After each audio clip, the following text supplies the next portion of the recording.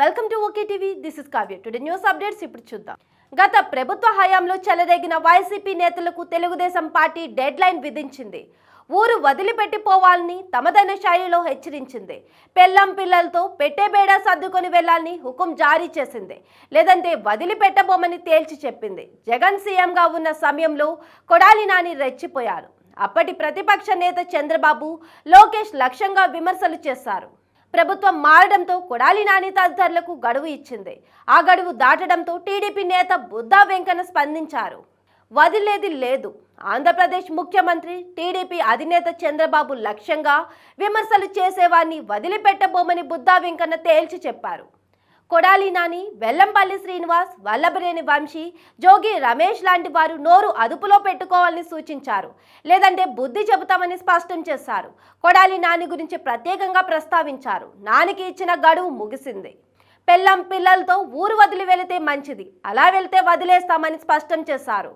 కాదు కూడదని ఇక్కడే ఉంటూ పిచ్చి ప్రేలా పనులు చేస్తే చూస్తూ ఊరుకోబని స్పష్టం చేశారు.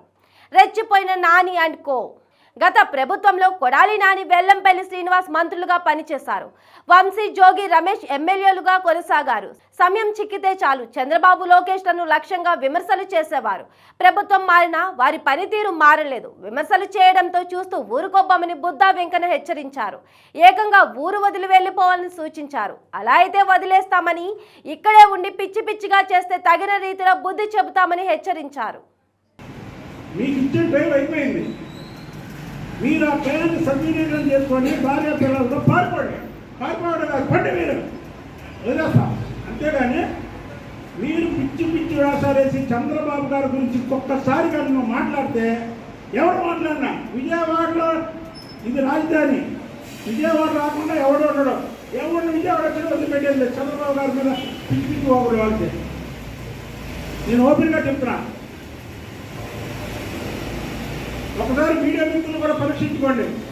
ప్రభుత్వం వచ్చిన తర్వాత నేను కానీ నా మిత్రులు కానీ ఇక్కడ ఉన్న వాళ్ళు ప్రతిరోజు మీ వీడియోలో పిలుస్తారు. ఏ ఒక్క వ్యక్తినా ఎవరి మీద దాడి చేసాము మేము? ఎవరి మీద దాడి చేయాల? ఎందుకని ఈ కుక్కలు, వీళ్ళు అరిచే కుక్కలు, వీళ్ళ గురించి తెలుసు. మా కృష్ణా జిల్లాలో ఎవరు కొడాలని కానీ, వల్లభనేని వంశీ కానీ, జోగి రమేష్ కానీ, దేవినేని అవినాష్ కానీ, వెల్లంపల్లి శ్రీను కానీ, ఈ 5 కూడా అరిచే కుక్కలు. హత్యకు సీడ్ లేదు వీళ్ళకి. కాబట్టి మేము వదిలేసాం. ఈరోజు అరిచారు రాని. అలాగనే మళ్ళీ ఇంకా అరుతున్నారు అనుకో, పిచ్చి కుక్కలు మళ్ళీ వావర్ అరిచి ఏం చెప్తాయని కరుతాయని రాళ్ళు పెట్టి కొడతారు. అలా చేస్తాం మేము కూడా చెప్తున్నాయి. అడగాని ఎక్కడైనా సరే నీ పిచ్చి పిచ్చి వాగు నీకు ఇచ్చే టైం అయిపోయింది. చంద్రబాబు గారి గురించి ఒక్క మాట మాట్లాడామంటే నువ్వు కాదు ఎవడు మాట్లాడినా సరే విజయవాడలో బుద్దా వెంకన్న అనే వ్యక్తి చంద్రబాబు నాయుడు గారికి ఎప్పుడూ సైనికులు కావాలి అంట. నేనేదో ఎమ్మెల్యే అవ్వలేదు, ఎంపీ అవ్వలేదు, బుద్దా వెంకన్న ఉన్నాడు అనుకుంటున్నారే మీరు? అవన్నీ నత్తే. అది చంద్రబాబు నాయుడు గారు ముఖ్యం.